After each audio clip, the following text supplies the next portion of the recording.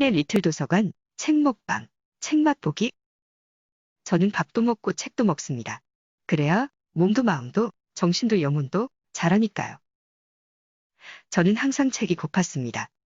주어진 하루하루를 아등바등 살아내다 보면 책을 실컷 마주할 여가가 나지 않았습니다. 그래서 저에게 독서는 채워지지 않는, 채울 수 없는 욕망이 되었습니다. 코로나로 인해 비로소 책을 제대로 읽을 수 있는 여유가 생겼습니다. 그렇지만 충분히 넉넉하지는 않아서 책 읽는 시간은 여전히 설렘 그 자체입니다. 오랫동안 이렇게 설렐 수 있다면 좋겠습니다. 이번에 책 맛보기 할 책은 에마 미첼의 야생의 위로입니다. 저자를 식물의 세계에 푹 빠지게 한 책이 있었더군요. 1978년 할아버지의 책꽂이에서 발견한 캡을 마틴이 쓴 영국 식물 컬러 소사전이 바로 그 책입니다.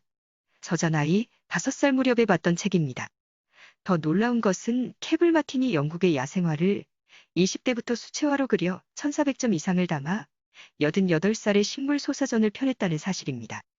평생을 바친 아름다운 책이 있었고 그 책이 할아버지의 서재에 있었고 그 책을 읽는 어린 소녀가 있었다는 이야기는 따뜻한 전설이 되어 마음에 번져갔습니다. 어린 시절 저자를 끌어당긴 책은 46살이 된 현재의 저자에게 여전히 유효하나 봅니다. 저자는 자신을 치유해주는 이 책을 본받아 다른 사람을 치유하는 책 야생의 위로를 출간했습니다. 우울증이 극심한 날이면 영국 식물 컬러 소사전을 들여다보는 것만으로도 전원에 나가 있을 때와 같은 안도감을 어느 정도 느끼게 된다. 우울증이 마음을 얼어붙게 하는 정신적 겨울날, 이 책을 펼치면 거실을 나서지 않고도 봄날을 살짝 엿볼 수 있다. 이 책은 종이와 잉크로 만들어진 항우울제인 셈이다. 저의 책 맛보기도 언젠가는 우울한 누군가의 감정을 전환시킬 수 있게 되기를 감히 소망해 봅니다. 사실 책 맛보기는 저의 부족함을 여실히 드러내는 행위입니다. 저의 사람 덜됨을 노출하고 나면 부끄럽기도 합니다만 그러면서 저의 자의식을 무너뜨려 갈 수 있는 기회로 삼고 있습니다. 다양한 종류의 책을 살펴보는 저의 책 맛보기는 여러 동식물들을 만나는 산책과 다름없습니다. 책은 산책 1찬으로 시작합니다. 책을 읽으니 오래전의 도시의 끝에서 끝으로 버스를 타고 출근하던 시절이 떠올랐습니다. 버스 차창 밖에는 운동화 차림으로 산책을 하는 사람들의 모습이 보이곤 했습니다.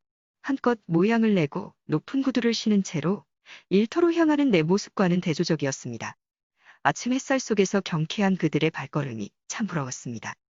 저런 여유를 내 것으로 할 수 없는 처지가 가요. 눈물이 핑 차오를 때면 꿀떡 삼켜야 했습니다. 생계에 연연할 수밖에 없는 누군가에게 산책은 황홀한 사치일 수 있습니다. 혼자만의 시간을 갈구하는 누군가에게 우울증은 달콤한 고독으로 비춰질 수 있습니다. 책은 우울증에는 산책이 단박약이라는 처방을 내리고 1년간의 산책 일상을 담고 있습니다. 책은 10월의 산책부터 보여줍니다. 이 책이 마침 10월에 저에게 다가왔다는 사실에 절묘함을 느낍니다.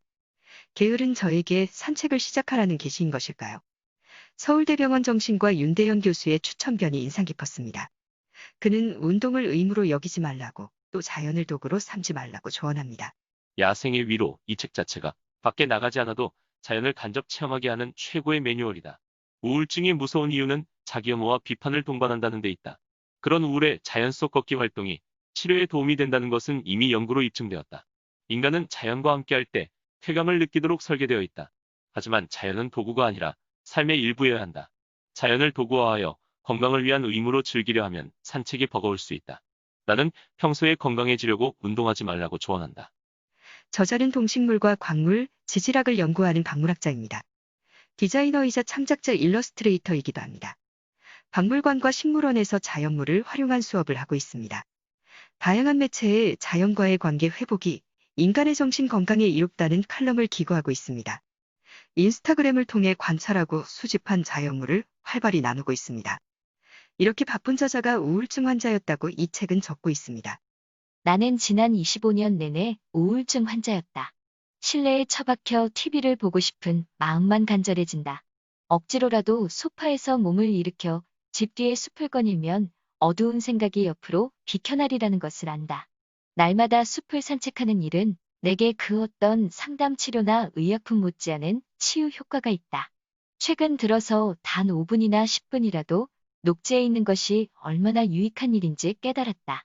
연구에 의하면 자연경관을 보는 것만으로도 스트레스나 정신적 피로 해소가 촉진되며 질병에서 회복되는 속도도 빨라진다고 한다. 공기로 목욕을 하는 산림욕은 심신 건강에 이롭다. 일본에서는 심신의 상태가 안 좋을 때 숲을 찾아 나서는 것이 영국에서 약국에 가서 해열 진통제를 받아오는 것만큼이나 흔하고 일반적이다. 숲에서 시간을 보낸 연구 대상자들은 혈압이 떨어지고 스트레스와 불안이 감소했고 맥박도 차분해졌다. 바이러스에 감염된 세포나 암세포를 파괴하는 백혈구의 활동은 늘어났다. 대부분의 식물은 바이러스나 박테리아 감염을 막아주는 물질인 피톤치드를 생성한다. 5월의 숲은 온갖 식물이 발산하는 피톤치드가 혼합되어 있다. 이때 자연 속에서 시간을 보내면 무의식 중에 이를 마시게 된다. 우울증 환자는 세로토닌 분비 감소를 보이는데 자연과의 접촉이 세로토닌 분비를 촉진한다는 것이 확인되었다. 피부나 망막이 햇빛의 자극을 받으면 세로토닌 분비가 촉진되는데 11월과 3월 사이에 햇빛이 약해지면 어떤 이들은 우울증을 앓기도 한다. 세로토닌 분비를 증가시키는 또 한 가지는 흙이다. 토양 박테리아에서 나온 단백질이 세로토닌 분비를 증가시킨다. 다시 말해서 우리가 잠시 잡초를 뽑으며 보내는 시간이 화단 주위에 심은 꽃에만 유익한 것은 아니라는 것이다. 해마다 마당에서 잡초와 사투를 벌려야 하는 저에게 잡초 뽑기가 인간에게 유익하다는 정보는 금시초문이었습니다. 잡초를 뽑으면서 저절로 흙을 만지게 되는 그 일이 우울증을 감소시키고 행복감을 주었다니 놀라지 않을 수 없었습니다. 사실 저는 꽃보다도 흙이 좋았습니다. 흙을 갖고 놀면 참 재미났습니다. 흙이 주는 쾌감의 과학적 이유를 알고 나니 기분이 좋았습니다. 하지만 잡초 뽑기는 만만한 고행이 아닙니다. 허리와 무릎 관절들의 아우성 속에서 진행되어야 하니까요. 아우성을 모른 척하면 반드시 몸은 통증으로 응답합니다. 그뿐만 아닙니다.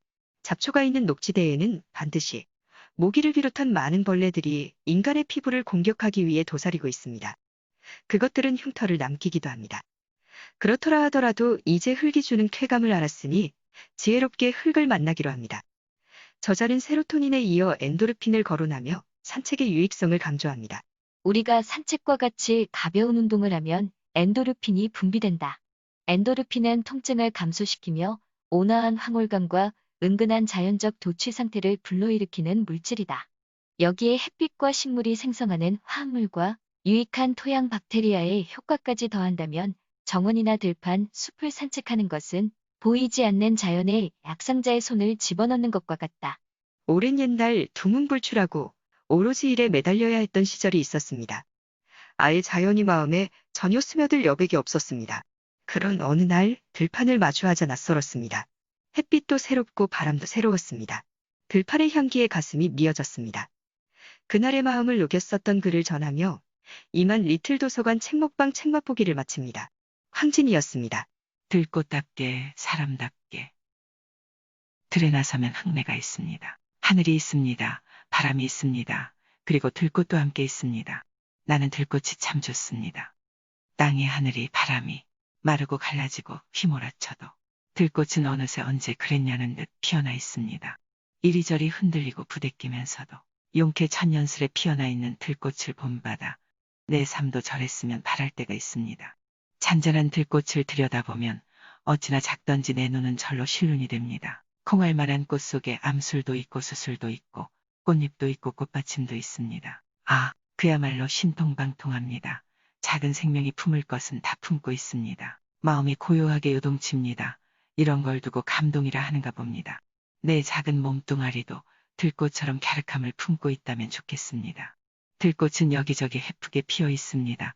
특별하지도 귀하지도 않습니다. 지천으로 이 세상에 내려앉아 들꽃다움으로 기특합니다. 어쩌면 내 예사로운 삶도 사람다움을 빚어간다면 담담한 삶이 될 것 같기도 합니다. 애오라지 들꽃처럼 이 세상에 왔다 가고 싶습니다.